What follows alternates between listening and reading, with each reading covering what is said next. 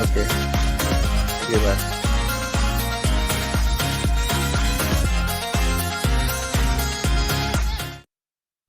Assalamualaikum warahmatullahi wabarakatuh. Selamat malam Bapak Ibu. Selamat datang di Pranks by Project Management Institute Indonesia Chapter. Saya mau menyapa dulu. Selamat malam Pak Hidai dan rekan-rekan dari OSPRO. Terima kasih Bapak Hidai atas kedatangan hari ini. Juga selamat malam. Saya menyapa ke rekan-rekan peserta yang hadir di webinar Pranks kali ini. Mungkin bagi yang belum tahu, Pranks adalah salah satu kegiatan yang dilakukan oleh PMI Indonesia Chapter. Pranks mungkin salah satu kependekan dari Project Management Knowledge Sharing. Ini adalah Pranks ke-66, jadi kita sudah mulai sudah 66 kali mengadakan Pranks. Untuk kali ini pembicara yang akan hadir adalah Pak Hidayatul Sodikin, yang akan membawakan judul webinar The Art of Information System dan Project Management. Selain itu juga kita kedatangan rekan-rekan dari OSPRO. Rekan-rekan OSPRO akan mendemokan salah satu software yang dibangun berdasarkan PMBOK untuk membantu teman-teman dalam melaksanakan proyek di proyek IT maupun proyek IS. Oke, mungkin saya akan sedikit share terkait narasumber kita hari ini, Pak Hidayatul Sodikin, saat ini sebagai Project Manager SAP dan BI Consultant di Krakatau Steel. Kemudian Pak Hidai sudah melakukan 19 ITIS project, beberapa di Krakatau Steel Group, di PT Main ID, Krakatau Steel Persero, Platima Nusantara, Trans International Fashion, Southern Cross Textile Industry, Trisula Corporation, dan Aztec Corporation. Beliau juga sudah bekerja di IBM, Trisula Corporation, Aztec Corp, dan PT Galaxy. Oke, kemudian sebelum kita mulai, ini adalah beberapa ground rule untuk acara webinar kali ini. Yang pertama, semua partisipan akan di-mute dan videonya akan dimatikan untuk kelancaran acara kali ini. Kemudian apabila ada pertanyaan, silahkan di-submit via chat box. Mungkin sebelum pertanyaannya bisa dikasih tanda Q gitu ya, untuk menandakan bahwa itu adalah sebuah pertanyaan. Kemudian sesi ini akan direcord dan sertifikat akan didistribusikan kepada semua partisipan yang join dan register di sesi ini. Kemudian untuk video itu akan di auto submission eksklusif untuk member PMI Indonesia Chapter, gitu ya. Selain itu, recordingnya akan diupload di YouTube channel. Bapak-bapak yang mau lihat pranks edisi-edisi sebelumnya bisa cek di YouTube channel PMI Indonesia Chapter. Gitu ya. Yang terakhir mungkin happy learning, dan apabila ada feedback silakan. Oke, saya menyapa dulu Pak Hidai. Selamat malam Pak. Selamat malam. Oke, Pak Hidai, mungkin terima kasih sekali lagi atas kehadirannya dan mau berbagi knowledge dan pengalamannya di sesi ini. Moga-moga dari sesi ini kita bisa mendapatkan ilmu dari Pak Hidai yang sudah sangat lama berpengalaman di proyek IT. Oke, untuk itu mungkin saya serahkan ke Pak Hidai untuk bisa memulai paparannya. Terima kasih. Baik, terima kasih Pak Reza. Saya izin share screen terlebih dahulu.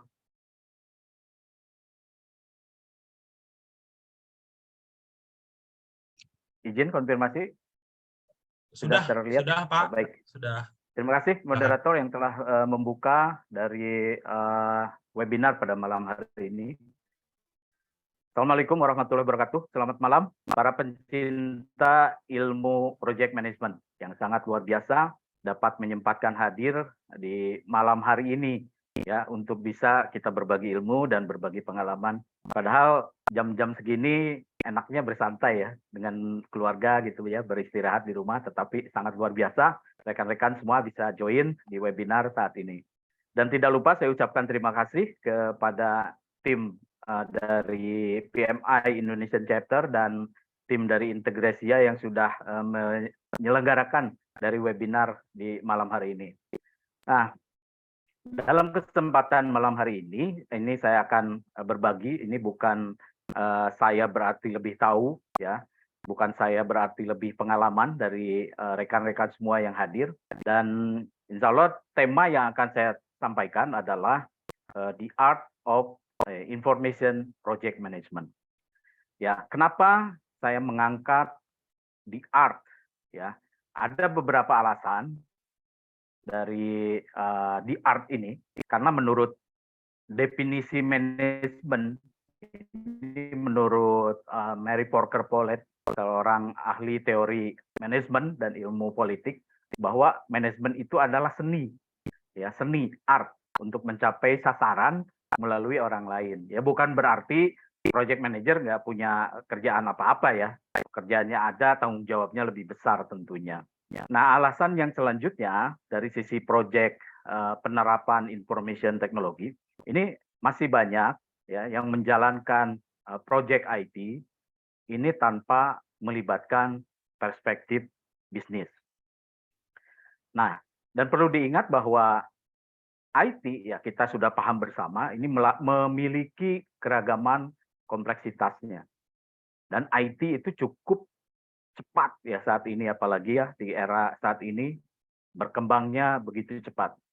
Jadi malam ini saya akan sampaikannya secara spesifik untuk ITIS Project Management. Ya, kalau yang secara umum Project Management itu sudah lengkap lah, dijelaskan dalam PMBOK. Ya, Project Management Body of Knowledge. Nah, dan sudah banyak juga yang menyampaikan.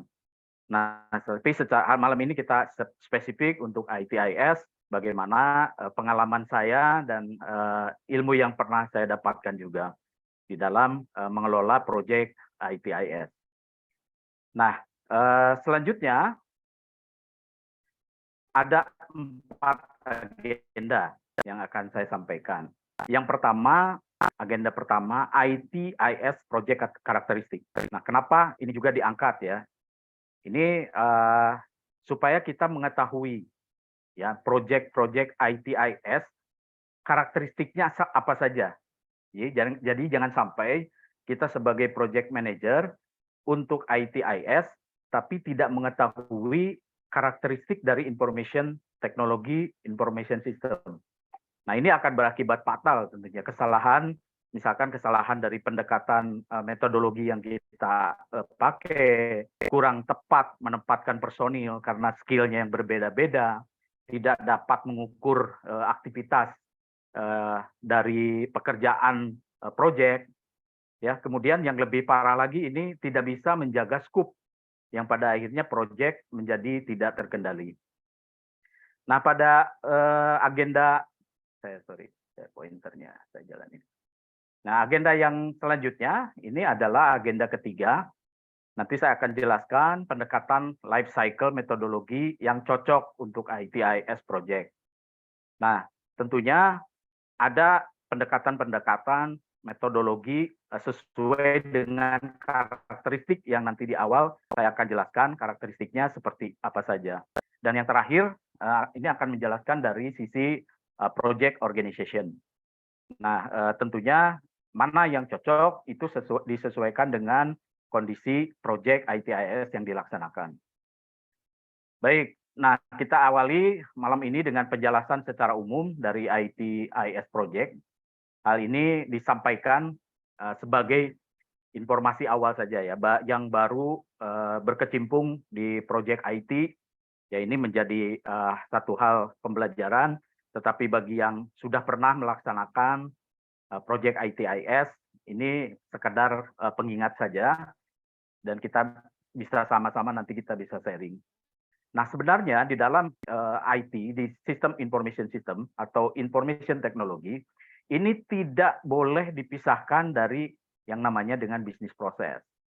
Ya, agar dapat bisa menghasilkan information system. Ini secara sekilas dulu ya saya akan sampaikan, karena tidak semua project manager mungkin yang hadir di sini berkecimpung di dunia IT. Nah, jadi bisnis prosesnya ini harus terikat dengan IT information technology. Kalau hanya bicara tentang IT, ini hanya hardware, software, network, dan data. Ya, tetapi information technology ada 2 komponen penting, yaitu people dan proses. Ya, sehingga banyak sekali ya, ada banyak perusahaan mengembangkan IT tanpa melibatkan business owner. Sehingga penerapan tidak sepenuhnya memiliki manfaat bagi perusahaan. Nah, ini biasanya ya, ini diinisiasi dari departemen IT. Ya, di mana perspektif dari orang-orang di IT itu lebih fokus menekankan pada sisi teknologinya saja. Yang pada akhirnya teknologi tersebut oleh business owner juga resistensinya cukup ada ya, cukup banyak gitu ya, dan bisa jadi ditinggalkan teknologi tersebut. Nah, hal inilah mungkin akan berbeda jika inisiasinya berawal dari business owner. Ya, nah ini akan memberikan business owner ini selain memberikan masukan-masukan yang penting pada saat implementasi dari sisi bisnisnya, sehingga bisnis tersebut bisa diadaptasi di dalam sistem, ya, sehingga membantu untuk mengembangkan suatu produknya. Dan diharapkan bisnis proses, bisnis owner ini memiliki awareness, ya, yang tinggi terhadap hasil dari produk hasil dari ITIS project. Jadi sekali lagi ITIS project jangan dipisahkan dengan bisnis proses. Nanti saya akan ada beberapa contoh yang bisa disampaikan di dalam kesempatan ini. Nah sekarang kalau menunjuk gambaran ini, mengapa istilah sistem informasi ini harus didefinisikan bersamaan dengan istilah teknologi informasi dan proses bisnis? Nah, yang menjadi pertanyaan, apakah yang terjadi jika aktivitas bisnis tanpa IT? Bisa jalan nggak perusahaannya? Ya bisa aja, tetap aja bisa jalan. Tetapi apalagi untuk saat ini bisa jadi jalan tertatih-tatih, tanpa tools, tanpa alat yang dapat membantu aktivitas bisnis. Sementara rival bisnis kita sudah berlari cepat dibantu teknologi yang sangat memadai. Ya, saya kasih contoh yang HSBC, Bank HSBC ya. Ya rekan-rekan semua mungkin mengenal Bank HSBC. Itu melakukan loncatan yang sangat radikal dengan membangun satu teknologi blockchain, membantu mengurangi waktu pemrosesan LC, letter of credit. Ya, di mana pada saat sebelum implementasi itu bisa sampai 5 sampai 10 hari ya untuk proses LC sampai selesai. Tetapi dengan implementasi dari blockchain tadi itu bisa hanya beberapa jam saja. Mulai dari customer open LC, bank melakukan verifikasi, penyedia barang melakukan verifikasi LC bank, kemudian mengirimkan dokumen dan pengiriman barang, dan sampai terakhir, sampai bank mencairkan dananya. Ini struktur blockchain yang dibangun HSBC, ini memiliki lintas kinerja yang cukup tinggi. Bahkan mereka mengukur itu 1000 transaksi per detik. Ya, 1000 transaksi per detik per rantai dengan verifikasinya. Nah ini salah satu contoh penerapan IT yang disandingkan dengan kebutuhan bisnis proses. Nah sekarang jika dibalik pertanyaannya, jika information technology, ya information technology tanpa bisnis proses,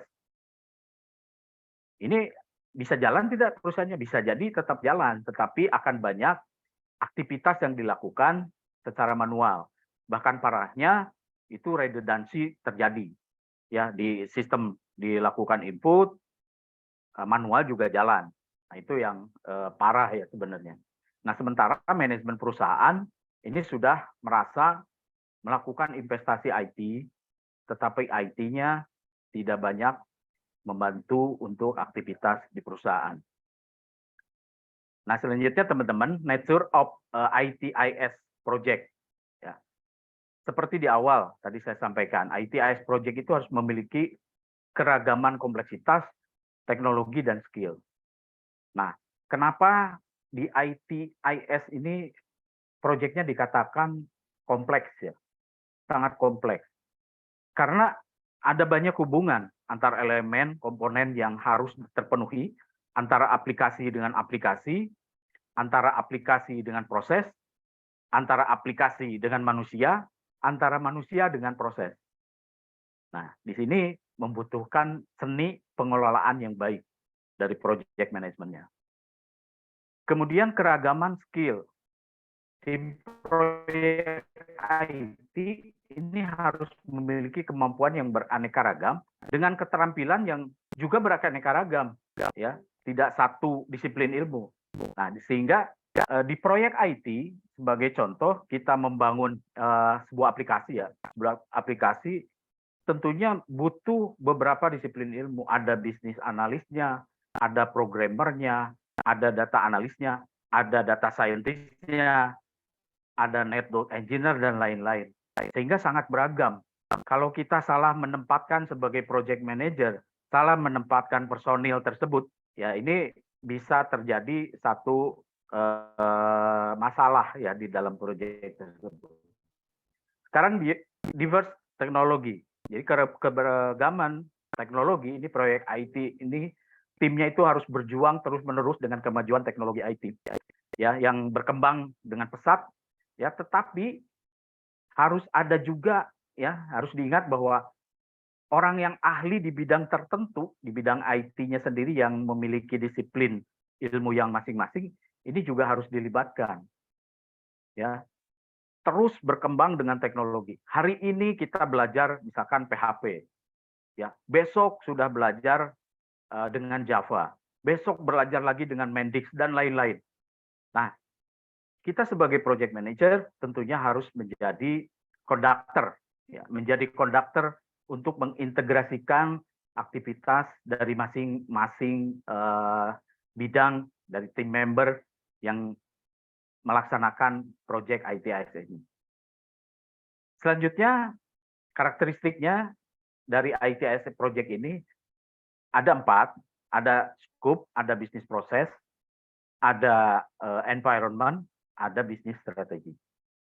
Nah, di scope, ada banyak proyek IT, IS yang mengalami scope creep. Ruang lingkupnya melebar, scope melebar. Karena di awal proyek ITIS itu banyak yang sulit menentukan scope. Ya, kita sama-sama ya, kita lihat lagi. Benar di proyek IT itu sulit menentukan scope. Apa yang menyebabkan sulit menentukan scope? Ya, saya beberapa ini saya akan sampaikan, diantaranya adalah dari tim business owner. Ya. Tim business owner-nya tidak mengerti sepenuhnya bisnis yang mereka jalani. Ya. Tidak adanya personil yang mengetahui end-to-end prosesnya.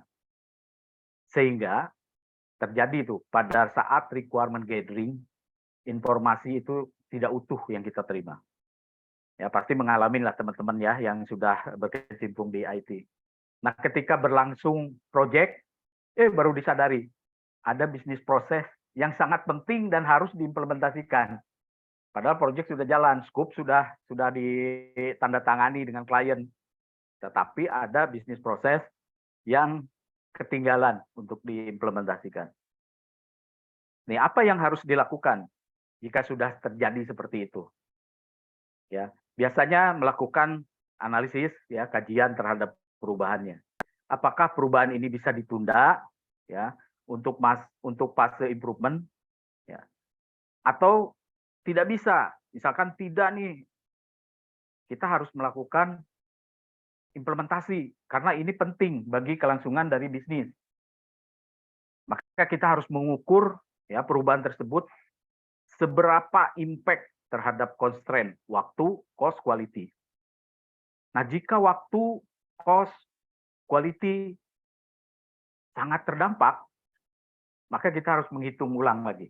Menghitung waktu, menghitung reschedule, dan benefit dan quality. Kemudian lakukan eskalasi, biasanya kan kita melakukan eskalasi ke project sponsor. Ini ada perubahan ini nih, apa yang harus dilakukan.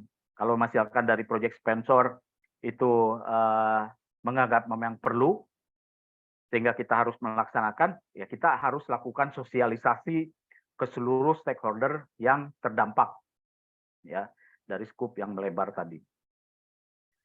Rekan-rekan semua, scope melebar ini bisa juga disebabkan oleh internal tim kita dari bisnis analis, bisa jadi ya. Ini bisnis analisnya kurang memiliki ilmu atau pengalaman untuk menggali kebutuhan dari customer. Hal ini juga membutuhkan skill komunikasi yang baik ya. Jadi si bisnis analis itu harus bisa melakukan pendekatan ke customer ya, supaya menggali kebutuhannya, informasinya bisa didapatkan untuk kebutuhan pembangunan dari produk di ITIS project.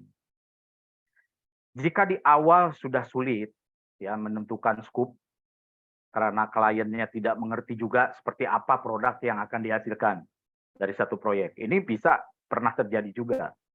Maka pendekatan metodologinya seperti apa nih? Kalau misalkan customer-nya sendiri tidak mengerti produk yang akan dihasilkan, kemudian dari implementer juga belum tahu seperti apa, maka biasanya melakukan metodologi pendekatannya dengan prototyping. Nah, kita nanti akan bahas di dalam metodologi project prototyping itu seperti apa. Selanjutnya dari bisnis proses. Ya. IT project itu harus terus melakukan melibatkan business owner, ya. Sekali lagi, kalau project IT harus selalu terus melibatkan business owner, business process. Agar apa? Agar hasil dari IT project tersebut menghasilkan sistem informasi yang mempunyai value untuk menopang jalannya bisnis proses, ya. Jadi business owner itu biasanya awareness-nya kalau terus dilibatkan, senang tuh ditanggapi gitu ya. Kemudian dituruti apa yang maunya seperti apa gitu ya. Tetapi yang masih masuk dalam koridor project, ya.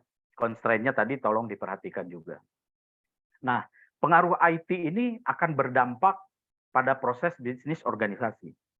Jika salah dalam menerapkan metodologi atau adanya skenario bisnis yang tidak tercapture, ya, ini akan berdampak besar pada jalannya bisnis proses. Sebagai contoh nih pengalaman salah satu perusahaan migas, ya, ketika menerapkan ERP sudah dinyatakan go live, sistemnya sudah siap digunakan, ya, ternyata ada skema bisnis yang belum terdefinisikan, gagal melakukan migrasi, ya, dari legacy sistem ke sistem ERP-nya. Ini gagal melakukan distribusi produknya secara nasional. Itu kejadian tuh. Saya masih ingat Januari 2009. Ya. Tidak saya sebutkan, ya. Oke. Nah, environment. Dari sisi environment bagaimana? ITIS project harus mampu beradaptasi dengan perkembangan teknologi. Ya, ketika kita mendapatkan proyek untuk IT misalnya, ya, tentunya kita harus memilih dengan tepat teknologi yang akan digunakan. Bukan berarti teknologi yang terbaru adalah yang terbaik. Ya, sekali lagi, bukan berarti teknologi yang terbaru adalah yang terbaik. Tetapi pemilihan teknologi yang sesuai dengan kebutuhan. Ya, ada istilah juga jangan sampai membunuh nyamuk dengan granat gitu ya. Nah, itu kan overkill. Ya, ada yang pengalaman yang biasa kita lakukan ya di proyek, saya lakukan juga. Jika menerapkan satu teknologi, ini maksimal satu versi di bawahnya. Satu versi aja, jangan yang terbaru. Karena kalau kita ambil teknologi yang sangat terbaru, ini bisa jadi versi yang terbaru tersebut belum teruji kehandalannya, belum teruji penuh kehandalannya. Sudah diuji, sudah pasti, tapi belum teruji penuh ya kehandalannya. Masih ditemukan banyak bug atau bahkan kita kadang-kadang bermain sendiri ya. Kita tidak bisa menimba pengalaman dari yang lain karena kita yang pertama melakukan implementasi dari versi yang terbaru. Jadi ini juga jadi pertimbangan buat rekan-rekan cari versinya yang di bawah satu versi lah gitu ya. Biar pengalaman dari teman-teman yang lain sudah ada. Ya kalau bisa, kalau mampu itu lebih bagus menggunakan versi yang terbaru dan bisa kendala-kendalanya bisa diatasi oleh tim proyek, ya itu tidak masalah. Kemudian bisnis strategik. Nah, ini lebih advance lagi ya. Kalau suatu organisasi di mana organisasi tersebut sudah memiliki teknologi informasi yang sangat berkembang, tentunya membutuhkan analisa dari data. Ya, biasanya dibuatkan dashboard, business intelligence. Jadi pengaruh ITIS ini terhadap bisnis strategik ini juga ada kontribusinya. Baik rekan-rekan sekalian,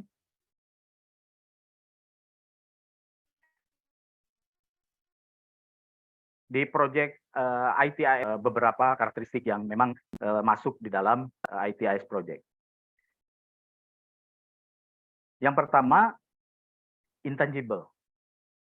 Sulit mengukur nilai manfaat dari produk yang dihasilkan. Dari ITIS itu memang sulit ya mengukur. Bisa, tapi sulit untuk mengukur. Biasanya itu melalui pendekatan pengukuran objek yang menjadi sasaran sebelum dan sesudah implementasi dilakukan. Itu hanya pendekatan saja. Ya sebagai contoh, sales atau revenue kita ukur sebelum implementasi, kemudian setelah implementasi berapa diukur lagi pencapaian sales dan revenue-nya.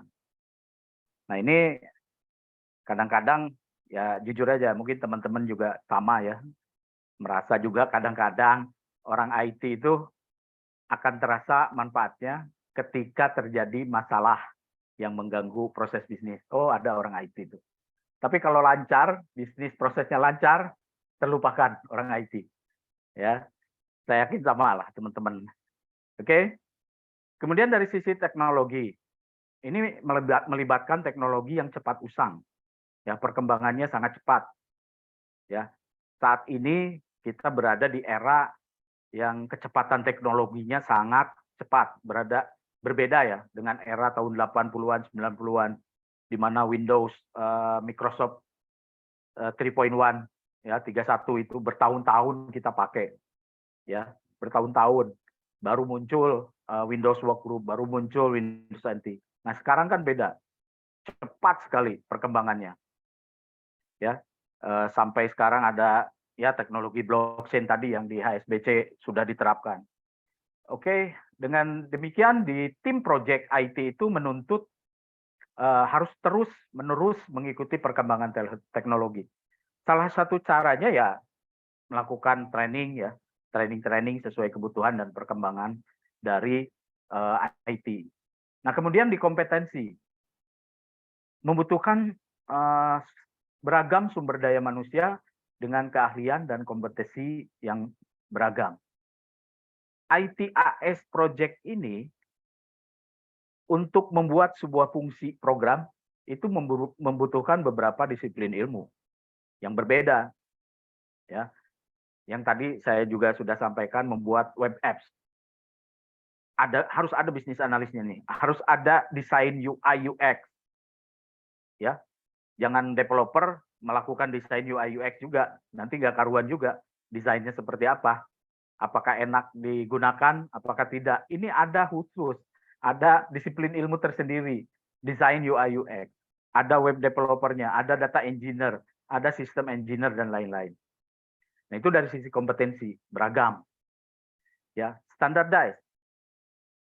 Ini ukuran yang dijadikan itu standar untuk ITIS itu tidak bisa satu standar dijadikan ke organisasi yang lain. Ya. Karena sulit untuk dibakukan ya standar ITIS itu. Sebagai contoh untuk penerapan proyek cyber security. Cyber security ini akan sangat berbeda antara perbankan dengan manufaktur. Ya, tentunya standar security perbankan akan jauh lebih tinggi tingkat keamanannya dibandingkan dengan manufaktur.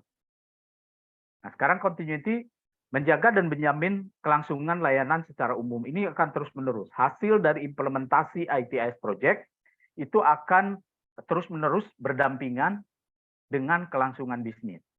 Bahkan beberapa perusahaan yang sudah tergantung pada ITIS ini akan berhenti beroperasi ya ketika ITIS-nya terjadi gangguan. Ini sudah banyak ya yang akan berhenti ketika ITIS-nya terjadi gangguan. Kemudian dari business improvement. Ini dibutuhkan adaptasi yang sesuai dengan perkembangan bisnis. Ketika perubahan bisnis terjadi, mau tidak mau, ini harus melibatkan tim ITIS. Ya. Terkadang hal ini juga terlupakan, sehingga terjadi chaos ya pada saat operasional bisnis sudah dilaksanakan. Jadi ada strategi bisnis yang improvement bisnis, kemudian tidak melibatkan IT, tiba-tiba strategi bisnis diturunkan untuk diimplementasikan IT. Ya pasti akan terjadi chaos. Ya orang IT juga harus diburu dengan waktu untuk menyesuaikan dengan perkembangan bisnis. Ini tidak sehat seperti itu ya. Kemudian rekan-rekan di salah satu riset ya dari McKinsey ini ada 8 alasan kenapa digital transformation project ini sering terjadi kegagalan. Ya. Yang pertama ada 75% ini menjadi masalah pada saat menggali informasi yang tepat pada orang yang tepat, ya, yang bertanggung jawab untuk mengimplementasikan pada fase project. Ya. Ternyata 72% ini masih ketergantungan terhadap kertas, ya, dibandingkan dengan digital, media digital. 38% ini kurang dukungan, ya, dari eksekutif. Ini 38%. Ada juga hambatan IT sebanyak 33%. Ya. Kemudian adanya lack of robust. Jadi kehandalan, kurang handalnya governance atau policy, prosedur-prosedur, tata kelola dari perusahaan. Jadi kurang kuat. Ya. 59% migrasinya bermasalah. Ya. 38% kurangnya in-house training. Ya. Kemudian di 32% ini training terhadap karyawan yang kurang. Jadi ini hasil riset dari McKinsey. Ya, kita menjadi pelajaran buat kita supaya ini bisa menjadi concern pada saat melaksanakan ITIS project. Baik, selanjutnya ITIS project ini masih riset juga dari Standish Group. Ini sampai tahun 2015, dari 2011 sampai tahun 2015. Yang successful, ya, ini rata-rata ini sekitar di 30%. Ya. Yang successful itu apa? Delivery-nya on time, deliverable-nya on time, budgetnya on budget, kemudian pemenuhan dari kebutuhan dan fungsinya terpenuhi. Nah, ini yang sukses. Ini hanya 30% rata-rata, ya, kurang lebih 30%. Kemudian yang challenge telat, ya, over budget, tetapi pemenuhannya ada, namun tidak sepenuhnya terpenuhi. Ya. Kemudian ada juga ini yang fatal. Ini hanya 20%, rata-rata 20%, ya. Ini fail, cancel. Dan ketika tahun 2015 saya merasakan fail ini. Sakit, ya. Menyakitkan kalau fail ini. Kita harus melakukan rollback dari ke legacy system yang lama. Ya. Masalah yang terjadi kenapa? Ya, ini sharing juga, ya, dengan teman-teman yang di dunia IT. Kenapa terjadi fail waktu itu? Ya, karena memaksakan best practice. Best practice, karena best practice ini sudah dipakai di hampir semua negara. Ya. Padahal kita lupa bahwa setiap bisnis proses, walaupun sejenis, memiliki keunikan tersendiri. Ya, capek sehingga kita harus rollback ke legacy system. Ya, kita lupa tuh ada keunikan tersendiri. Ya, dari satu manufaktur yang sama dengan manufaktur yang sama juga, ini bisa jadi berbeda hasilnya. Makanya tadi project ITIS itu tidak bisa distandarkan gitu, ya. Oke, kemudian ini juga hasil survei dari Dr. Dobbs. Ini terkait sukses kriteria dari ITIS. Ini ternyata ada 61,3% ini mengatakan schedule lebih penting, ya, schedule lebih penting dibanding sistem. Udahlah, nantilah sistem kita perbaiki. Yang penting kita schedule selesai, proyeknya selesai. Nanti ada punch list yang kita bisa lakukan, masih banyak kekurangan. Itu ternyata hasil surveinya 61%, 61,3%. Kemudian scope, ya, ini cukup banyak. 87,3% mengatakan bahwa pemenuhan kebutuhan kepentingan stakeholder lebih penting daripada membangun sistem sesuai spesifikasi. Jadi kalau scope-nya sudah memenuhi kebutuhan kepentingan stakeholder, itu sudah cukup, ya, 87,3%. Kemudian money, ada juga yang memang mengatakan bahwa sebanyak 79,6%, ini memberikan, yang penting laba ROI-nya dapat, ya, daripada memberikan sistem di bawah anggaran. Itu ada juga yang seperti itu. Kemudian quality 87,3%, ya, mengatakan bahwa yang penting kualitas lebih tinggi daripada tepat waktu sesuai anggaran. Kalau kualitasnya jelek, ngapain kita melakukan investasi untuk IT itu? Yang penting kualitas. Ini ada sebanyak 87,3%. Kemudian dari staf IT yang membangunnya, ini 75,8%, ini mengatakan bahwa memiliki tempat kerja yang sehat secara mental, fisik, ya, yang penting itu daripada tepat waktu dan sesuai anggaran. Ini mungkin dari implementer ya, kalau 75,8%. Nah, kemudian dilakukan ranking, ya, hampir semua dan dari komersial, government, dan IT management ini menyepakati bahwa rankingnya yang pertama ada kualitas, ya, kedua scope, ketiga staffnya harus terjaga kualitasnya, kemudian ada time juga, schedule-nya terjaga, dan ROI-nya dapat. Yang kelima ROI itu, ini hampir semua. Tetapi berbeda kalau menurut stakeholder, yang ketiga itu waktu, yang pertama quality. Tapi semua sepakat, kalau dilihat di sini, rankingnya itu semua sepakat. Itu adalah kualitas. Jadi kalau project ITIS nanti yang kita lakukan, yang terpenting adalah kualitas dari deliverable ITIS project tersebut. Kemudian ada juga menurut non-IT manajemen IT, staffnya benar nggak gitu ya? Bisa nggak menjalankan dari walaupun kualitasnya bagus, staffnya tidak bagus, ya, orang-orangnya tidak bagus, ini juga akan menjadi masalah, ya, menurut non-IT management. Ya. Kemudian dari project management, nah kalau project management, quality, scope, time, ya tentunya ini triple constraint ya dari PMBOK. Ada staff baru money. Nah, ini kalau kita lihat ada schedule, ada scope, ada cost. Ini yang kalau dari PMBOK ini ada 3 ini ya, triple constraint ini, schedule, scope, cost.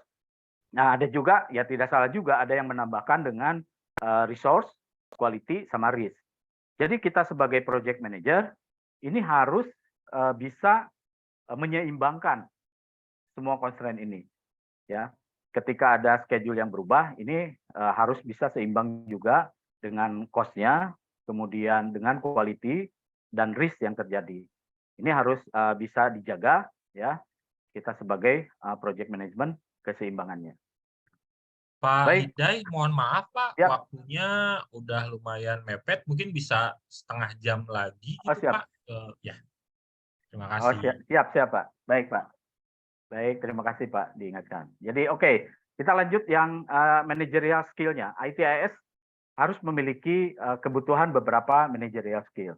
Ya, diantaranya project ITIS, technical skill. Tadi saya sudah sampaikan bahwa ada spesifikasi, ada tools yang terus berkembang, personilnya juga harus diassign untuk kebutuhan project ya. Kemudian human skill. Dari human skill ini sering terlupakan bahwa personil itu harus memiliki attitude untuk bekerja sesuai bekerja sama ya dengan orang sesuai dengan task di project itu sendiri. Nah, kadang-kadang apa yang dilakukan oleh klien itu biasanya memberikan personil yang skillnya, mohon maaf, kurang di bawah rata-rata yang dibutuhkan. Nah, ini juga akan menjadi masalah ketika proyek dilakukan.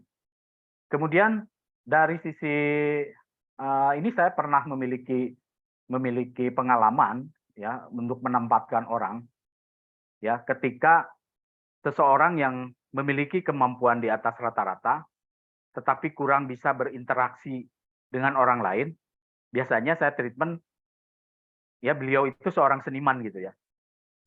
Tidak dituntut beliau untuk bekerja sesuai aturan perusahaan, masuk kerja, keluar kerja, istirahat dan lain-lain. Udahlah, diberikan kebebasan. Diberikan kebebasan tapi dalam batas waktu tertentu. Target orientasinya tetap dapat, harus tetap dapat. Beliau itu jam 2, jam 3 pagi masih optimal melaksanakan pekerjaan.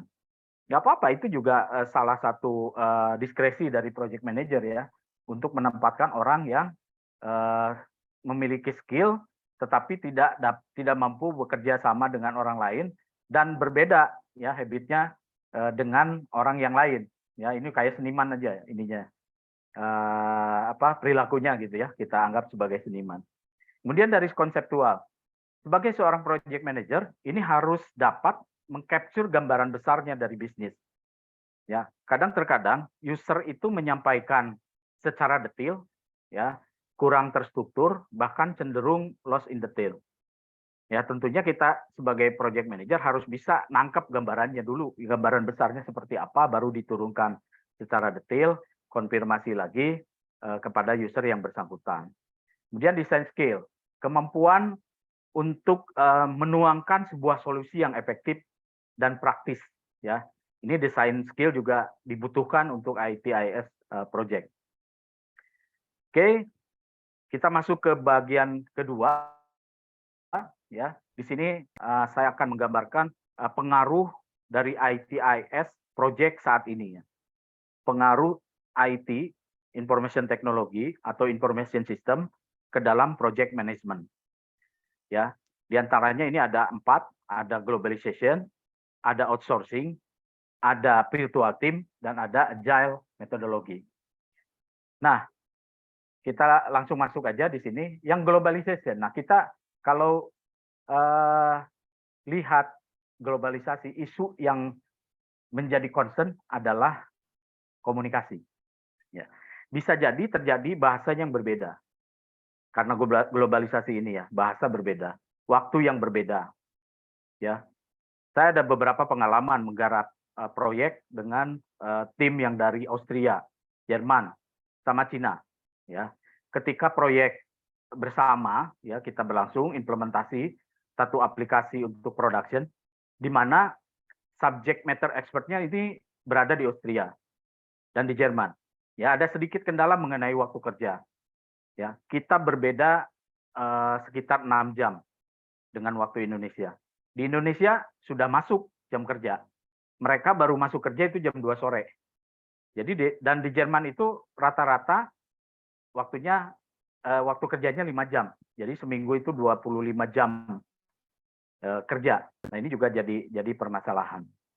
Ketika proyek bersama tim dari Cina, apa kendalanya? Kendalanya bahasa, komunikasi. Bahasa. Walaupun sudah melakukan translate, ya menggunakan translator, ya, tetapi tetap masih menjadi masalah. Ini juga harus memilih translator, ya, kalau memang ada dengan negara yang berbeda bahasa dan tidak bisa menggunakan bahasa yang global seperti Inggris, ini harus memilih translator yang harus mengerti bahasa teknis, ya, yang ditranslate-nya. Ini kita pengalamannya.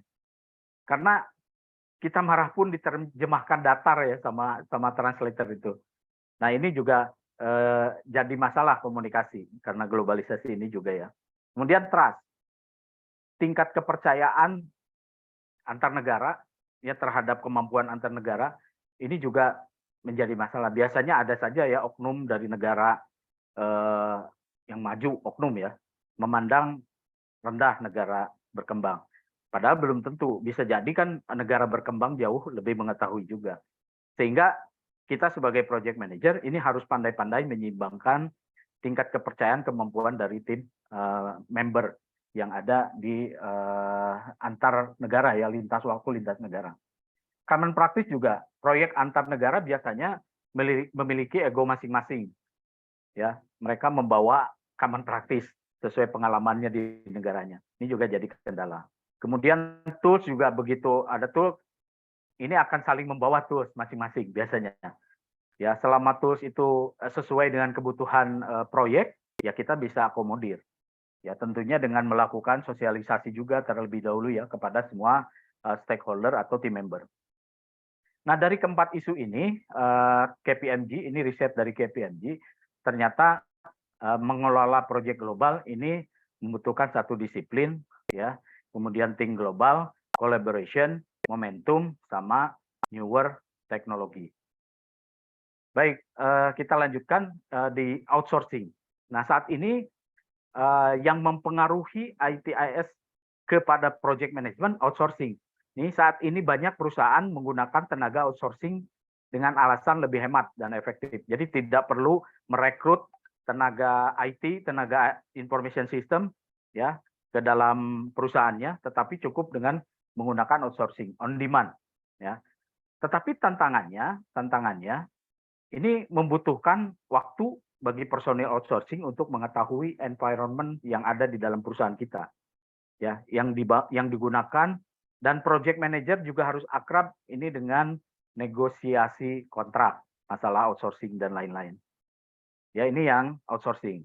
Kita cepat saja ya karena waktunya juga terbatas. Kemudian ada virtual team. Nah, ini saat ini virtual team ini akan menjadi hal yang sangat lazim ya. Apalagi dengan terjadinya pandemi ya, lebih memacu banyak menggunakan virtual team. Apa yang harus dilakukan sebagai project manager? Saya mengalami ketika di tengah project harus work from home. Ya, sementara aktivitas project harus tetap berjalan. Bagaimana cara meningkatkan monitoring dan kontrolnya? Aktivitas yang dilakukan setiap hari ini harus terus terkontrol. Ya, jika diperlukan ya menggunakan tools itu lebih baik yang bisa digunakan bersama secara online untuk melakukan monitoring dan controlling secara bersama. Nah, saya punya pengalaman untuk implementasi sistem ERP saat pandemi. Ada pola kerja yang harus berubah juga. Baik, selanjutnya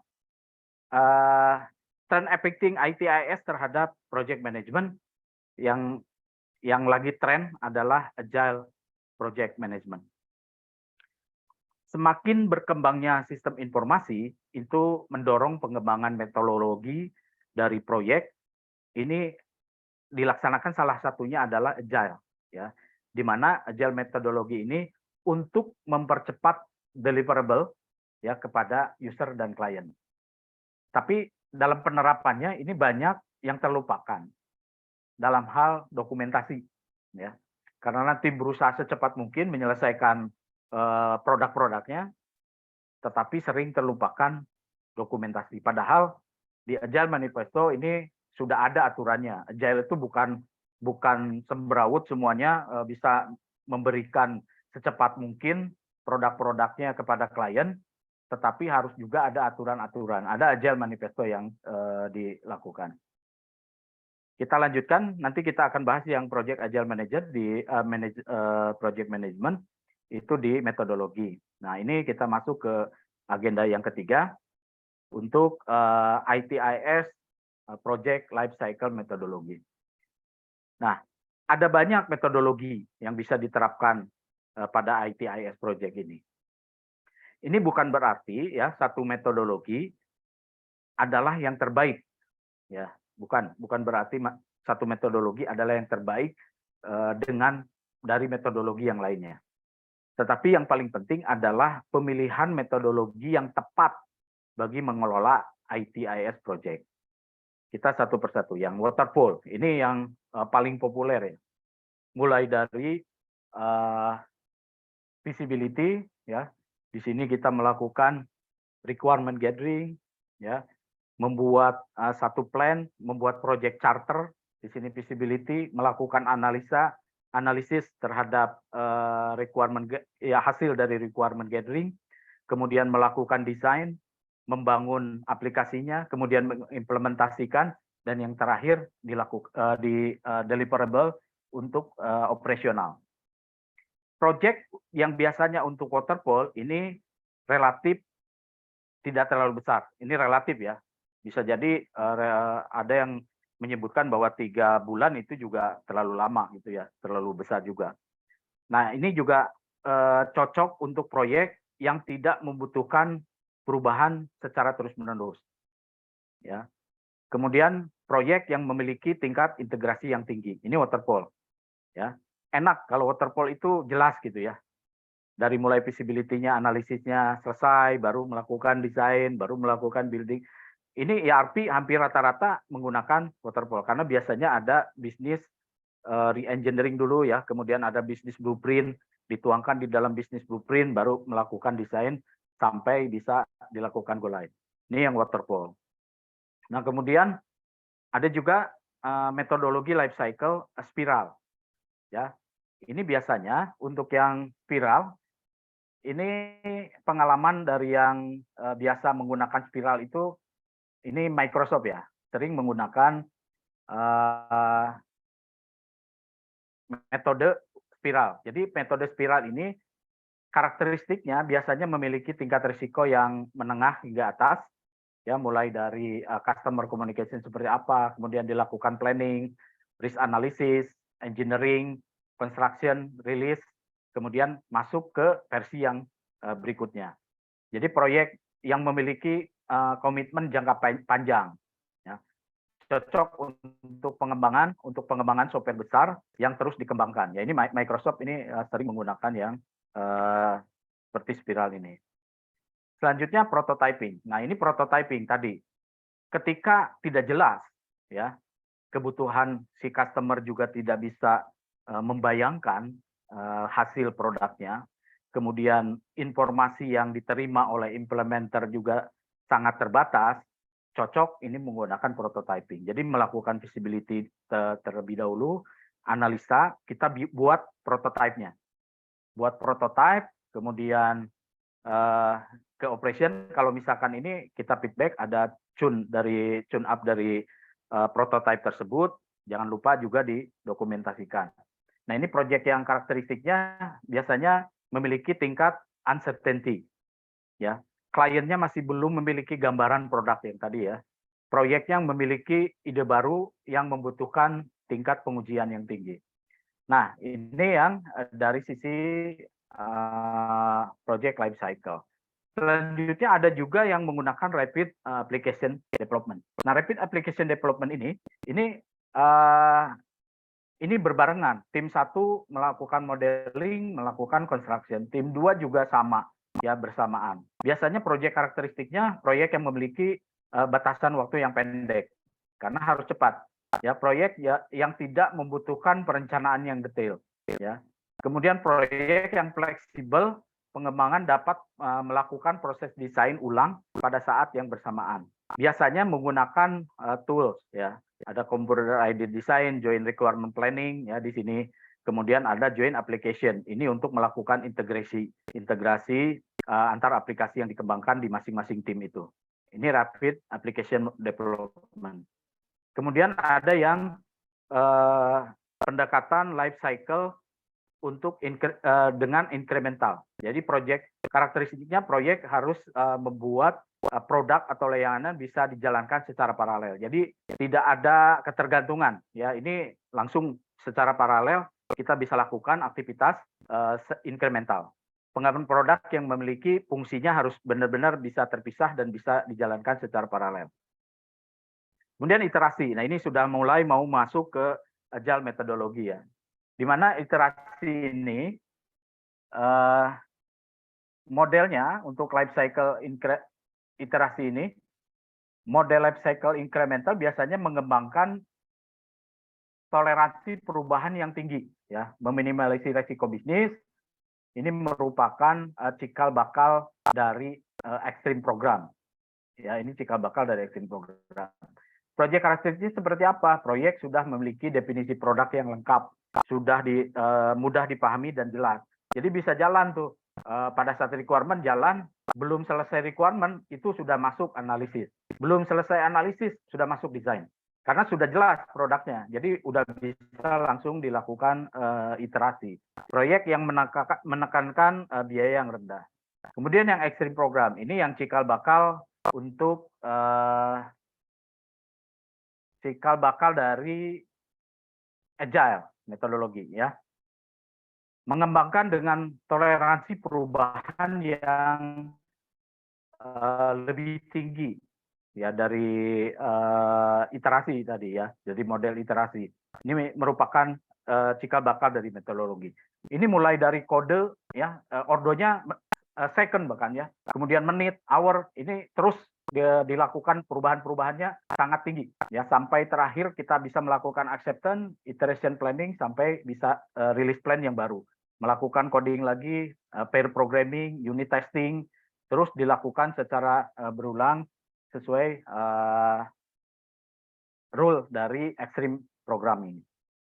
Project management karakteristiknya yaitu membutuhkan perubahan yang sangat cepat. Kemudian proyek memiliki kebutuhan yang tidak jelas juga. Jadi terus saja dilakukan program, dilakukan cek, ubah lagi, program melakukan cek, ya seperti itu. Nah ini yang lagi banyak digunakan adalah agile methodology. Nah di agile methodology ini sangat populer di kalangan ITIS. Nah, kita lihat secara detail dari agile methodology. Jadi mulai dari customer product owner atau product owner ini dilakukan prioritas dari produk tersebut. Ini sebagai contoh ya, untuk financial ada balance sheet, profit loss, EBITDA, cash flow. Ini produk backlognya. Kemudian masuk di sprint planning meeting. Ini kita harus mendefine sprint produknya apa saja dari backlog produk tersebut. Definition of done-nya ini harus jelas. Kadang-kadang definition of done tidak jelas, akhirnya never ending gitu ya si sprintnya yang dilakukan. Kemudian define schedule-nya. Kemudian functional produknya, fungsi-fungsinya apa saja. Output dari sprint backlog itu apa saja. Baru masuk ke sprint iteration. Nah ini maksimum ya menurut Agile Manifesto ini 4 minggu. 4 minggu untuk per sprint ya. Mulai dari product development-nya, product enhancement-nya, data integration, develop data pipeline, testing. Baru masuk ke review dari customer. Di review sama customer, masuk lagi ke sprint retrospective. Ini lesson learn untuk improve. Baru kita melakukan publish satu produk. Lanjut lagi dengan sprint yang lainnya. Terus akan berulang. Dan itu maksimum 4 minggu per sprint. Ya. Ini dari ITIS Project Lifecycle Methodology untuk Agile Methodology. Nah, di Agile Methodology ini ada banyak yang menerapkan. Ini saya juga menerapkan untuk Scrum Board. Tetapi ini terbukti tools yang ampuh untuk melakukan monitoring, controlling aktivitas proyek. Ya, boardnya yang bisa dibaca oleh semua tim member, ya. Kemudian kita bisa lakukan daily Scrum tiap hari, ya. Nah, kalau masa pandemi seperti apa? Kalau virtual seperti apa? Nah, ini kan tentunya harus membutuhkan tools, ya, pada saat virtual project. Nah, ada beberapa yang memang saya jalankan, ya, menggunakan Scrum Board untuk monitoringnya. Tiap hari kita bisa dapat progress, ya, mulai development fungsional seperti apa, integrate testnya seperti apa, develop lagi, ada integrasi dan tes lagi, functional develop, integrasi tes terus, ya. Di sini akan terlihat pergerakan dari setiap car, ya. Kadang ada yang juga menggunakan tools yang namanya Trello, ya. Trello kalau di online. Ya, bisa digunakan tools Trello juga. Nah, kemudian ini slide project life cycle biasanya untuk membangun website, ya. Di sini ada teknologi, ya, pemilihan teknologinya apa, komponen desainnya apa, arsitektur desainnya bagaimana, navigasinya seperti apa, kontennya apa saja, estetik desainnya seperti apa, sampai interface desain. Usernya bisa nerima, ya. Ini komponen-komponen untuk melakukan membangun web, mulai dari pemilihan teknologi. Ini saya kasih contoh. Ini website, ya, contoh website yang dinobatkan sebagai website terburuk, e-commerce terburuk. Ya, apa yang dilihat oleh rekan-rekan semua di contoh website ini ada banyak kaidah-kaidah pembangun website. Ini tidak estetik, tidak ada gitu ya. Tidak terlihat estetiknya di mana gitu ya. Kemudian kontennya seperti apa, pengelompokannya, mana yang sepeda, mana yang mobil, Nah, ini juga tidak terlihat. Navigasinya tidak jelas. Nah, ini dinobatkan sebagai website terburuk. Saya tutup ininya ya, biar tidak ini juga tidak jadi isu ya. Pak Oke, Hidai, mohon maaf, siap. waktunya 10 menit lagi, Pak. Baik, 10 menit lagi ya. Kita lanjutkan. V-model ini yang membutuhkan testing pengujian yang cukup ketat ya dari V-model itu. Kemudian ada juga ERP asap metodologi. Nah, ini sebenarnya dari satu produk ERP ya, di mana ada metodologinya mulai dari project preparation, business blueprint, realization, final preparation sampai go live and support. Nah, dari setiap ini biasanya kita gabungkan nih Pak dengan knowledge PMBOK ya, dengan di PMBOK untuk 9 knowledge area kita masukkan dari setiap fase ini. Ini untuk mengontrol di setiap fase apakah ini sudah sesuai mulai dari scope, time, cost, quality, HR management, communication management, risk management, procurement management. Ini di setiap fase ya jika dibutuhkan. Nah, ini gabungan dari asap metodologi dengan PMBOK. Nah, kemudian rekan-rekan semua dari semua life cycle itu tidak perlu pusing juga yang mana yang dipilih. Yang terpenting itu adalah sesuai dengan kebutuhan proyeknya. Dan yang terpenting ada aktivitas planning, ada analisis, ada desain, ada implementation, ada close out dan support. Jadi setiap aktivitas ini yang harus bisa penuhi ya. Deliverable-nya dari project charter, ada business blueprint, gap analysis, business impact analysis, kemudian di deliverable specification dokumennya ada ya, testing dan dokumen migration dan documentation-nya ada ya, sampai project closure dokumen atau adanya punch list dokumen yang harus dibutuhkan. Jadi ini saja yang bisa dijadikan patokan ya, harus ada planning, analisis, design, implementation dan close out. Baik, ini yang terakhir adalah ITIS Project Organization. Ini sekilas saja karena waktunya juga sudah cukup mepet. Jadi ada 3 basic, ini dari PMBOK, ini ada penjelasannya di PMBOK. Teman-teman bisa cek, bisa lihat, bisa baca. Ada yang disebut dengan functional organization, ada project organization, sama metrik. Nah, kalau dilihat, saya lebih cenderung sering menggunakan ini ya, projectize. Karena apa? Karena role dan otorisasi dari project manager ini cukup kuat ya, total full ya. Kemudian resource available juga project manager yang ngatur resource-nya seperti apa. Kemudian budget kontrolnya juga oleh project manager. Cuma harus full time. Project manager itu harus full time. Kemudian staff-nya juga harus full time. Nah, berbeda kalau dengan kita menggunakan project dengan pendekatan functional organization. Project manager, otoritas dan kekuasaannya sedikit, bahkan tidak ada. Siapa yang jadi project manajernya bisa jadi fungsional dari organization tersebut. Resource available ya ini juga sama, tidak diberikan wewenang ya. Nah, yang wewenang adalah functional manajernya. Budget control juga functional manager. Project manajernya fungsional tadi ini hanya part time saja, tidak secara full time. Ya, staffnya juga secara part time. Ini agak sulit kalau saya ya melakukan satu project ITIS project menggunakan functional organization. Ada juga jalan tengahnya melalui metrik. Ada yang weak, balance dan strong. Ya, ini mulai ada ya, tetapi wewenang dan kekuasaannya masih sedikit. Tetapi kalau yang mendarat udah ini sudah mulai yang strong ini sudah mulai masuk ke projectize. Dan project manager ini in charge full di dalam project. Ini bisa dibaca ya oleh teman-teman di project management untuk PMBOK, di PMBOK-nya.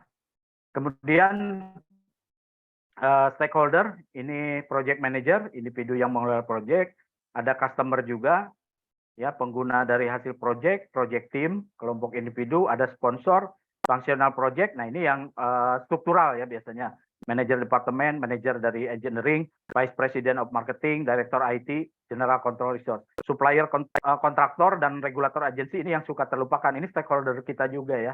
Ada individu, organisasi yang menyediakan produk dan layanan terhadap bisnis. Ini juga sering terlupakan ya. Pada saat membuat schedule juga ini harus dilibatkan. kapan, kadang-kadang kita harus beli kan sesuatu dan tergantung kepada supplier pengirimannya. Ini juga harus menjadi catatan. Regulator agency seperti misalkan auditor dan lain-lain ya, ISO ya, dan lain-lain, ini juga harus dilibatkan. Key success di IS project ini mulai dari dukungan eksekutif sampai perkiraan atau schedule yang akurat. Ya, kalau kita sudah bisa mengukur aktivitasnya, ya, kita juga bisa membuat schedule yang sesuai dengan IS project, on budget, on time, sehingga produk tersebut bisa dimanfaatkan oleh bisnis owner dan bermanfaat bagi kelangsungan bisnis perusahaan. Mungkin itu yang bisa saya sampaikan. Saya kembalikan ke Pak Reza. Terima kasih Pak Reza. Halo. Terima kasih Pak Hidai untuk materinya yang sangat menarik, sangat lengkap. Mohon maaf tadi saya ngeburu-buru ya Pak Hidai karena waktunya udah 20.20, takutnya kita terlalu lama dan mungkin karena ada materi selanjutnya. Mungkin langsung saja Pak Opi bisa mungkin langsung kita akan ada Pak Opi. Pak Opi akan mendemokan salah satu contoh software yang mendukung project management. Silakan Pak Opi. Baik, terima kasih Pak Reza. Suara saya cukup jelas Pak? Cukup. Silakan. Ya, saya izin share screen ya.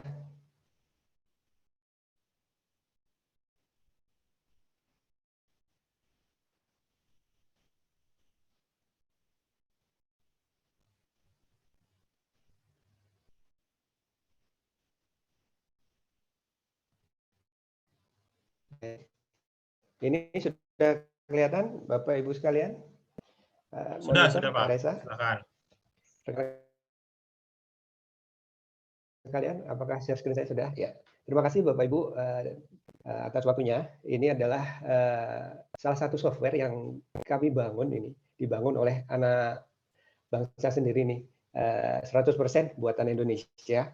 Ini terbangun dari semangat kami bahwa bagaimana informasi yang ada di lapangan itu dapat didigitalisasi, kemudian dapat menjembatani informasi yang di lapangan yang ada menjadi informasi digital yang dapat disampaikan kepada BOD maupun PM yang tentunya akan berguna untuk memberi informasi yang dibutuhkan. Ini adalah namanya One Spirit Project Management, kami singkat OSPRO.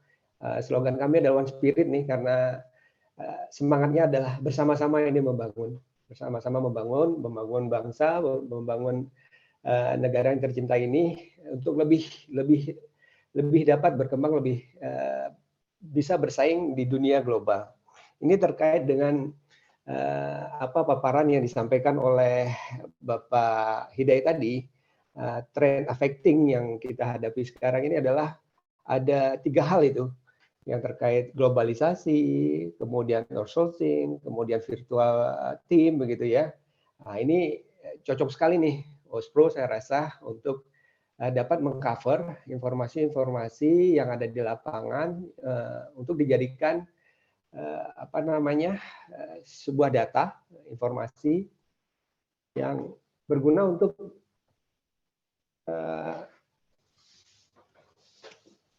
informasi sebagai analisis.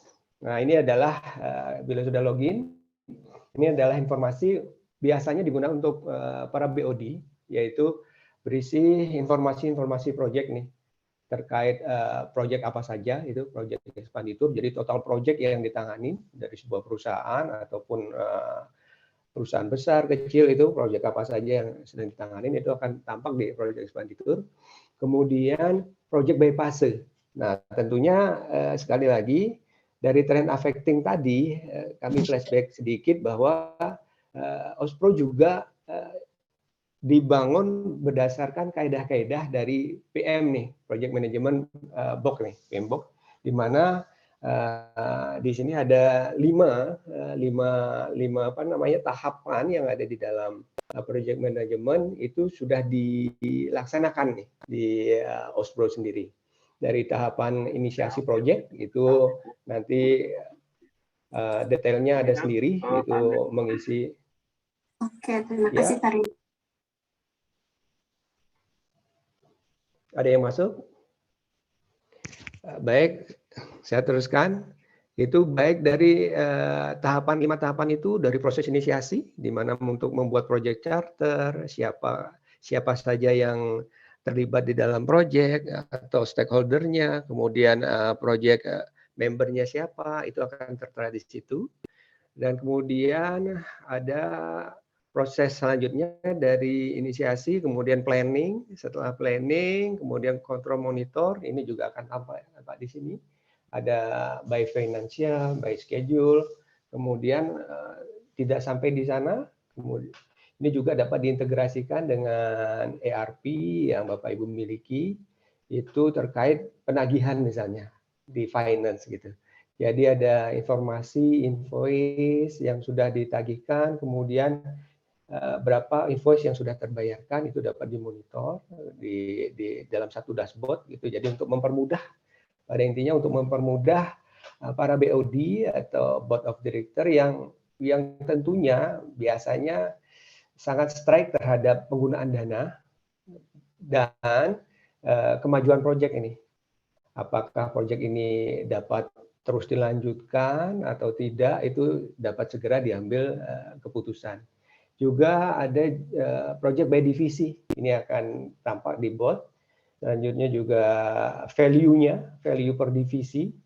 Dan nggak kalah penting adalah project by schedule nih, schedule maupun budget. Ini dapat dilihat bahwa berapa persentase dari masing-masing project itu.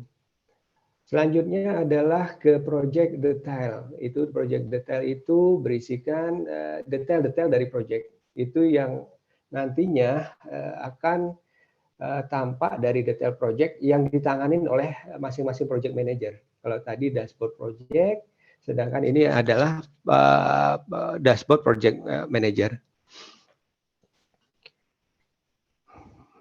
Mohon maaf, ini adalah contoh dari dashboard project nih, dashboard project yang dikhususkan untuk masing-masing project itu sendiri.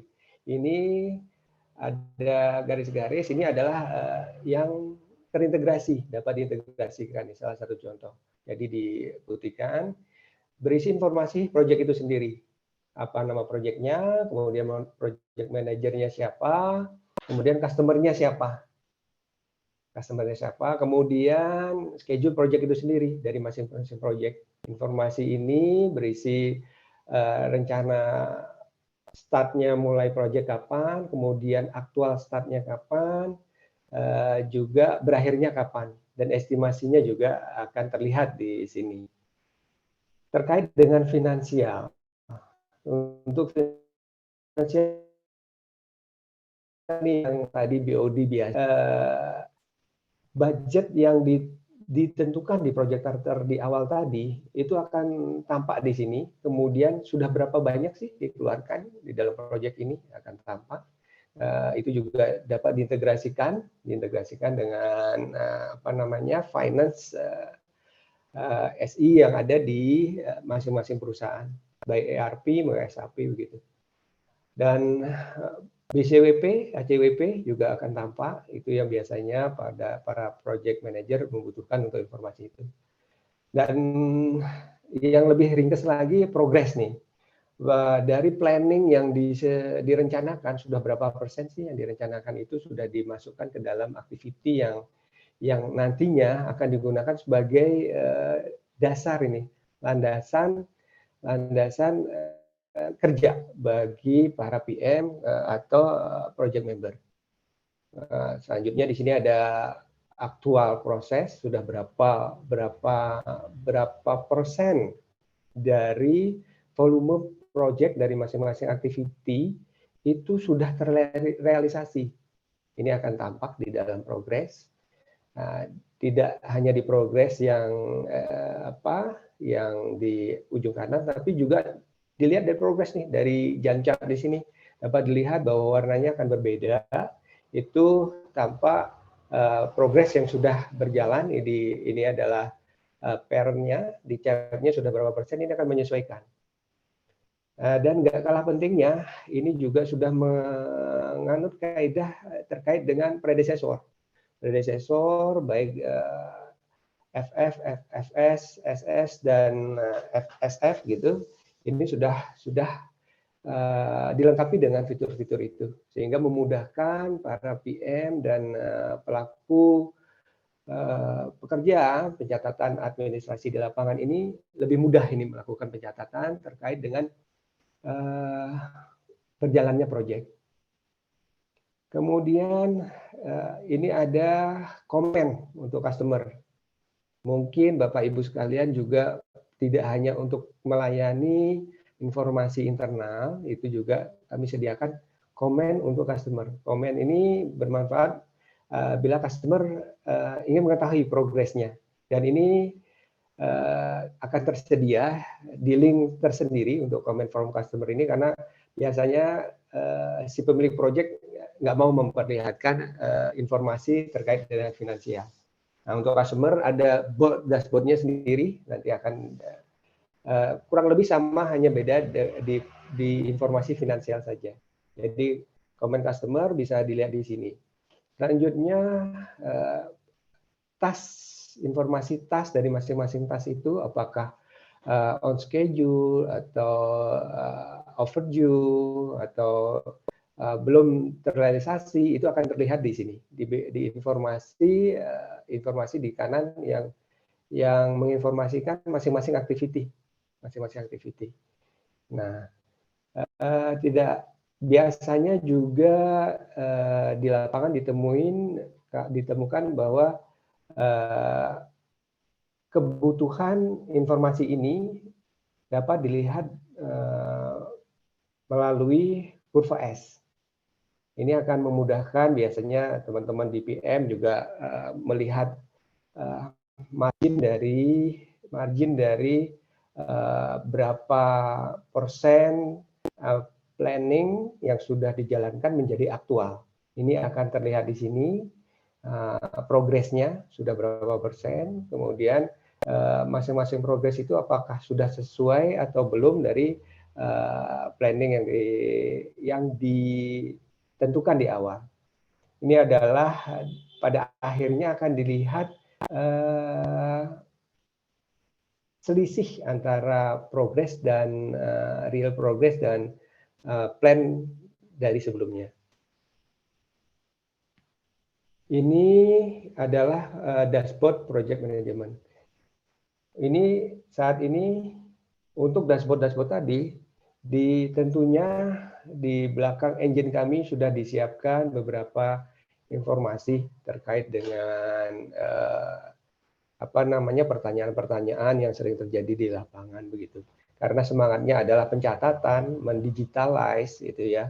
Bagaimana yang namanya proyek ini bukan hanya dicatat tapi ada dokumentasi terkait masing-masing activity, sehingga di OSPRO pun disediakan sarana untuk melakukan upload dokumen sehingga dokumen-dokumen yang terkait dengan activity yang ada di lapangan itu tidak berserakan lagi, tidak ada di beberapa meja, tapi kita punya meja kerja sendiri nih, yang dapat kita manfaatkan. Bisa jadi bukan hanya saat ini, tapi di masa datang itu kalau kita butuh dokumen-dokumennya bisa dibuka kembali. Nah, sehingga dokumen-dokumen ini akan tersimpan di database yang tentunya itu terjaga dengan aman. Tidak hanya di situ, juga kami sediakan komunikasi yaitu chatting gitu. Itu untuk memudahkan para pelaku di lapangan. Ya, siapa? Pak Obi, mohon maaf, waktunya 5 menit lagi, Pak. Siap, Pak. Siap. Ya, baik, Pak. Terima kasih remind-nya. Karena kami bergerak di bidang geospasial ini, core bisnis kami adalah core geospasial yang biasanya melakukan memberi informasi monitoring dan tracking. Monitoring dan tracking ini juga kami sediakan map, jadi dapat memonitor nih karyawan yang ada di lapangan. Karena di lapangan itu biasanya yang tadi disampaikan trend affecting-nya adalah globalization, jadi para pekerjanya pun ada di berbagai tempat dan lokasi yang berbeda. Bagaimana caranya para PM memonitor apakah pekerja sudah berada di lokasi yang ditugaskan, ataukah ada report pekerjaan yang harus dilakukan pengambilan datanya dan diinformasikan melalui foto. Itu juga akan terintegrasi dengan web license yang kami sediakan di Ospro. Karena Ospro ini bukan hanya berbasis web saja, kami juga menyediakan tools-nya Bapak Ibu. Tools-nya berupa native Android itu yang dapat digunakan untuk petugas lapangan, baik dari mereka melakukan pekerjaan di pagi hari sampai dengan closing pekerjaan itu, monitoringnya dapat dapat dimonitor di Ospro sendiri. Selanjutnya mungkin nanti untuk lebih detail karena waktunya sangat singkat, kita mungkin kalau yang Bapak Ibu ada yang tertarik bisa nanti melalui email kami itu dilakukan tanya jawab, atau mungkin butuh demo lebih jelas dan lebih mendetail atau melakukan percobaan begitu, dapat kami bantu. Silakan untuk nanti mungkin menghubungi email yang sudah disediakan oleh panitia. Saya rasa itu Bapak Ibu sekalian. Pak Reza, terima kasih waktunya. Kami kembalikan lagi ke Pak Reza. Terima kasih. Assalamualaikum. Terima kasih Pak Opi. Rekan-rekan.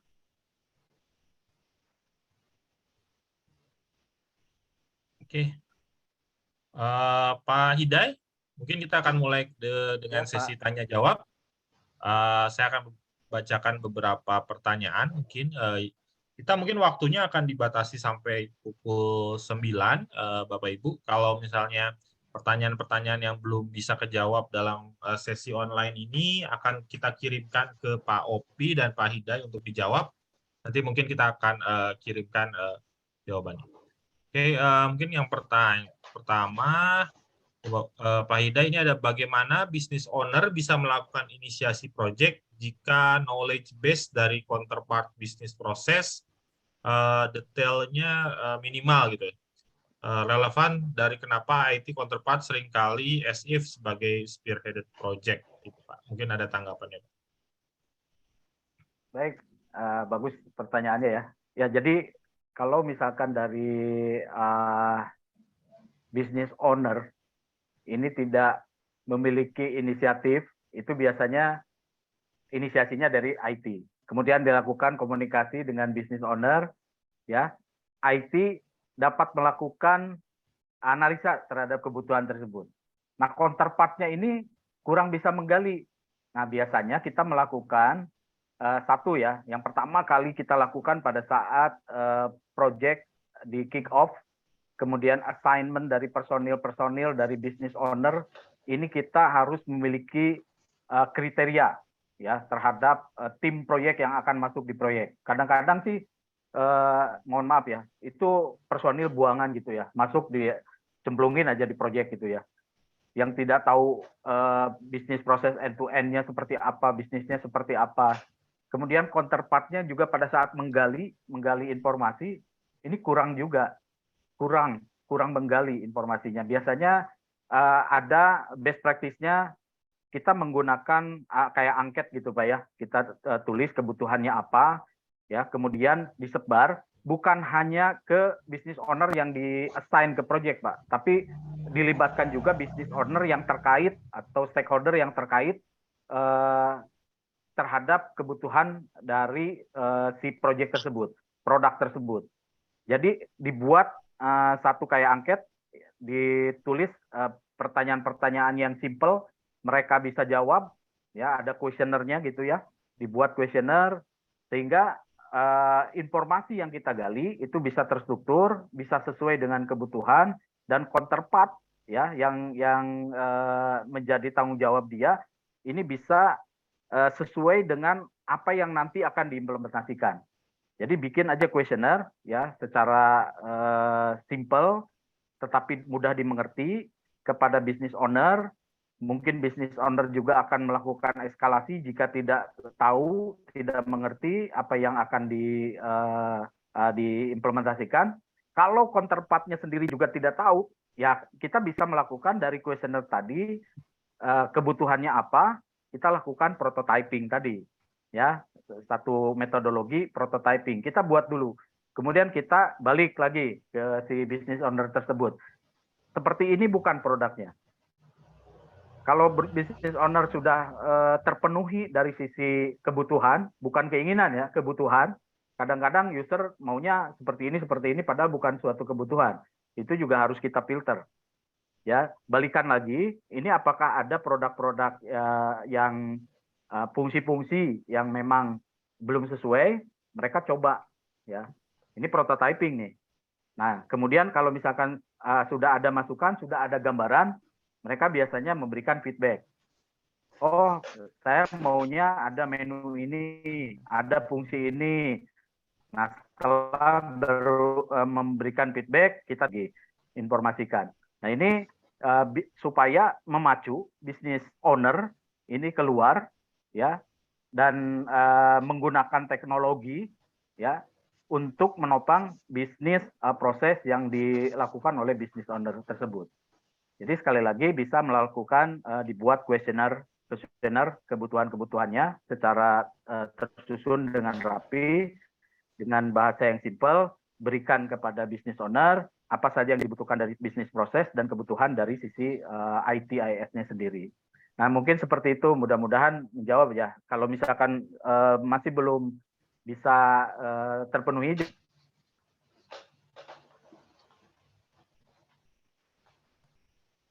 Oke, Pak jawabannya kita akan nanti disebutkan oleh Pak Reza. Siap? Ya. Mungkin Halo? lanjut ke pertanyaan selanjutnya, Pak Hidayat. Siap. Ada pertanyaan terkait proyek migrasi cloud. Apakah memungkinkan menggunakan metode Agile, Pak?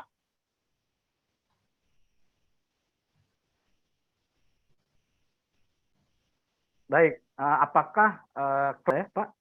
Iya, betul. Oke. Apakah cloud bisa menggunakan Agile? Ya, ini juga harus dilihat ya secara Agile kan tadi di dalam proses Agile itu mulai dari product backlog. Kita bisa nggak mendefinisikan produk backlog-nya? Bisa nggak si produk backlog tadi masuk ke dalam sprint ya, sprint untuk dibuat satu sprint ya setiap produk backlog tersebut.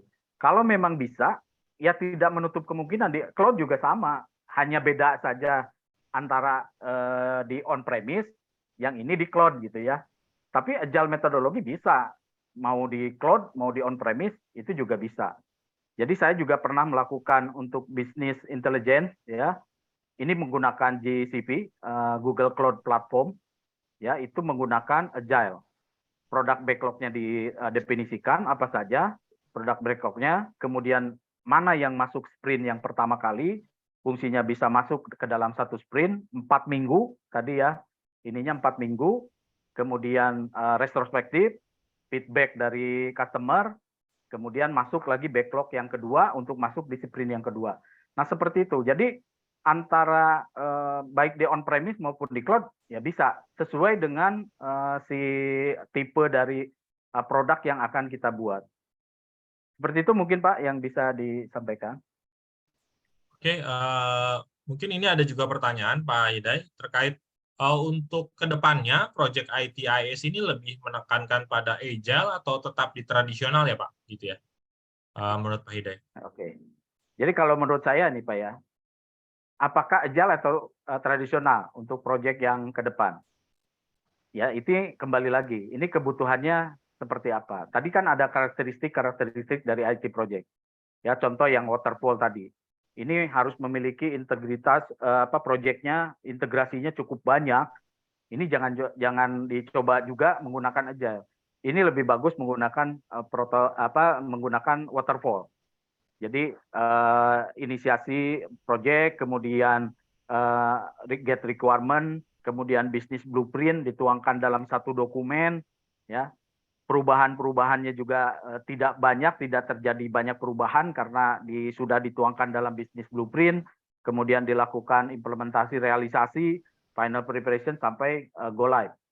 Jadi tergantung tipe dari si proyek tersebut. Bukan berarti yang waterfall itu tradisional kita tinggalkan, enggak juga. Bisa juga kita hybrid, ya, antara waterfall dengan agile. Di setiap fasenya kita melakukan agile. Tapi di fase berikutnya itu berupa waterfall. Itu bisa kita melakukan combine juga. Jadi tidak serta-merta bahwa agile adalah yang terbaik. Enggak juga. Ya, harus dilihat juga tipe dari proyeknya. Tadi yang sudah saya sampaikan beberapa tipe proyek yang memang cocok sesuai dengan life cycle, ya, metodologinya yang mana yang tepat untuk tipe proyek yang tadi kriterianya sudah saya sampaikan. Mungkin itu Pak Reza, kalau misalkan tidak bisa terjawab nanti saya juga akan lebih detail lagi untuk menjawab hal tersebut. Oke Pak, selanjutnya ini ada pertanyaan terkait apa indikator atau parameter untuk mengetahui suatu proyek yang bermasalah itu masih bisa dipulihkan atau memang harus dibatalkan gitu Pak. Kira-kira. Oke. Ya ini ada pengalaman juga ya dari saya ya. Yang pertama ya kita harus lihat juga ini proyek ini kira-kira batal atau tidak. Kita punya tools ya. Kita ada cost, kita lihat cost ininya seperti apa, bisa dari earn value, kemudian ada actual value sama present value-nya juga dilihat. Kita punya monitoring controlling untuk project management ini. Jadi ada tools ya untuk cost, scope, schedule, quality itu harus dilihat. Constraint tadi harus diperhatikan. Kalau memang sudah melebar dan sudah tidak memungkinkan, apalagi terkait dengan budget.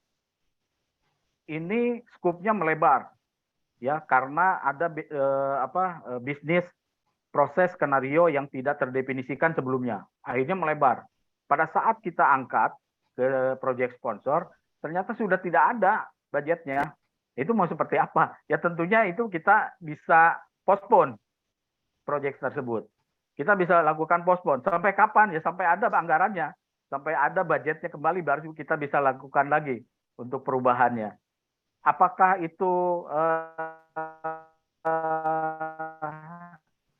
lazim? Ya tentunya tidak lazim, tapi banyak juga tadi dari pengalaman proyek-proyek ya. Kemudian diukur juga ini membantu ya bisnis proses atau menjadi blocker di bisnis proses ya. Ini harus dilihat. Kalau menjadi blocker di bisnis proses, aplikasi yang kita bangun menjadi blocker, bisnis prosesnya tidak jalan, segera lakukan rollback. Ya, segera lakukan rollback. Masih dalam tahap project berlangsung. Segera lakukan rollback ke legacy system. Ya, legacy system lakukan, kemudian lakukan lagi analisa kembali dari aplikasi tersebut dengan requirement, dengan kebutuhan bisnisnya, ya. Itu harus dilakukan analisa kembali satu persatu. Jangan mengulang metode yang sebelumnya sudah gagal. Jangan mengulang metode yang sebelumnya sudah gagal. Jadi setelah gagal, rollback, lihat lagi analisa kebutuhannya, ya, kebutuhan si bisnisnya, kemudian aplikasi yang kita bangun. Lihat lagi analisa, kemudian pecah menjadi lebih kecil. Kalau misalkan sebelumnya melakukan secara Big Bang, dipecah lagi secara fungsi. Bisa jadi kita melakukan kesalahan karena kita melakukan Big Bang terlalu besar gitu. Skupnya terlalu besar. Bisa jadi seperti itu. Kita lakukan pecah secara parsial, nanti kita deliverable-nya secara parsial. Sampaikan ke user, ini secara parsial. Kemudian nanti ini setelah matang, sudah mapan, si aplikasinya sudah mature, baru berikutnya, parsial berikutnya. Ya, nah keadaan seperti itu memang jadinya jadi tidak lazim. Harus ada dual sistem biasanya, karena ada fungsi-fungsi yang lain yang masih menggunakan legacy system. Tapi ini harus disadari oleh semua karena ini dari awal pada saat scoping ini ada skenario bisnis yang tidak terakomodir. Itu yang harus disadari bersama dan harus disampaikan ke seluruh stakeholder yang terkait. Ya, jangan disimpan sendiri sebagai project manager, disimpan sendiri, tapi harus benar-benar di-raise ke manajemen yang terkait, kemudian semua tim member ini harus mengetahui bahwa keadaan project ini sekarang sudah memasuki fase rollback dan harus dilakukan pendekatan yang lain, melakukan pendekatan metode-metode yang lain. Ya, sebagai contoh tadi dilakukan jangan big bang dong, kita lakukan secara parsial, mana saja yang dibutuhkan untuk bisnis proses. Lebih kecil kita lebih bisa melakukan monitoring, bisa controllingnya juga lebih mudah. Jadi seperti itu. Ini pernah saya lakukan seperti itu di tahun 2015. Kita balik analisa lagi mana yang bisa menjadi prioritas dari bisnis prosesnya tersebut. Kita lakukan gap analisis juga, mana saja bisnis yang memang masih menggunakan legacy system, ya kita mau nggak mau jadi 2 sistem tuh yang dipakai. Ya, ini harus cerdas lah gitu ya, dari timnya juga harus bisa sama-sama melakukan analisis terhadap kejadian yang memang harus dinyatakan rollback tadi. Oke, mungkin itu semoga bisa menjawab ya. Jadi yang terkait dengan proyek yang bermasalah, indikatornya dari yang 6 tadi constraint tadi, cost, scope, schedule, quality, risk ya. Itu juga menjadi penting buat kita. Resource juga ya, resource. Oke, Pak. Oke. Mungkin Pak Hida ini pertanyaan terakhir untuk sekarang. Ada pertanyaan terkait metodologi atau tools tertentu yang dapat memastikan tercapainya manfaat atau benefit realization dari suatu project ITIS. Kira-kira apa, Pak? Ya, ada framework-nya, tergantung ininya ya, bidangnya dari si ITIS tersebut. Misalkan yang kita mau mengukur keberhasilan dari ITIS ini bisa menggunakan ISO ya, framework-nya ISO IEC 38500. Yaitu kita bisa melakukan seperti itu atau dengan COVID ya. Nah, kemudian ada yang bidang yang lain, ITIL juga bisa dipakai untuk bidang IT yang lain ya. Security ada juga framework-nya yang bisa dilakukan. Jadi framework-nya ada banyak untuk mengukur IT tersebut apakah itu berhasil atau tidak. Jadi ada bisa menggunakan ISO, ada yang COVID, tapi sesuaikan dengan bidang IT yang akan diukur ya. Kalau cyber security mungkin bisa menggunakan ITIL dan lain-lain ya. Kemudian untuk governance itu juga IT governance-nya harus diukur menggunakan apa, itu framework-nya sudah ada. Ada banyak kok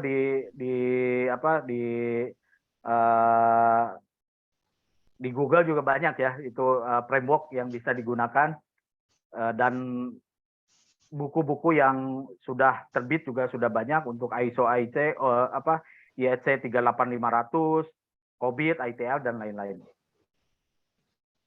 Mungkin itu Pak, yang mudah-mudahan bisa menjawab walaupun sangat singkat ya Pak. Oke, terima kasih Pak Hidayat. Mohon maaf teman-teman karena waktu terbatas, kita cukupkan dulu sampai saat ini. Mungkin sebelum ditutup, boleh teman-teman yang bisa menyalakan videonya untuk kita sebagai dokumentasi.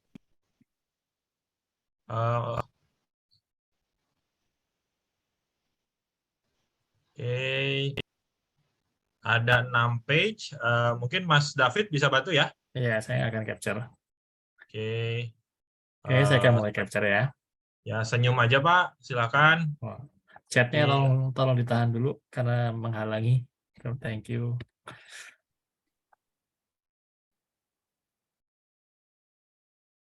Cukup banyak nih partisipan hari ini. Ya, sempat 150 tadi.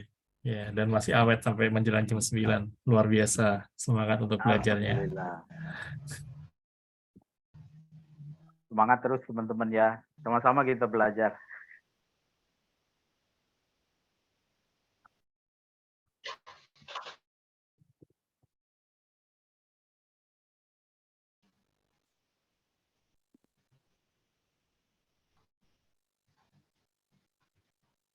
Oke, sudah Mas Reza.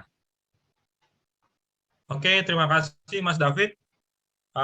Terima kasih Bapak Ibu ya atas kehadirannya kali ini. Nanti kita, dalam waktu dekat akan ada pranks lagi yang 67. Terutama terima kasih kepada Pak Hidai dan Pak Opi sebagai narasumber hari ini. Sampai ketemu lagi. Terima kasih. Selamat malam. Assalamualaikum warahmatullahi wabarakatuh. Waalaikumsalam warahmatullahi wabarakatuh. Terima kasih Waalaikumsalam, Pak terima kasih David, semua. Pak Reza, dan teman-teman semua. Terima kasih Mohon izin, semuanya. mohon maaf, tidak ada kesalahan. Terima kasih. Terima kasih, Pak. Terima kasih.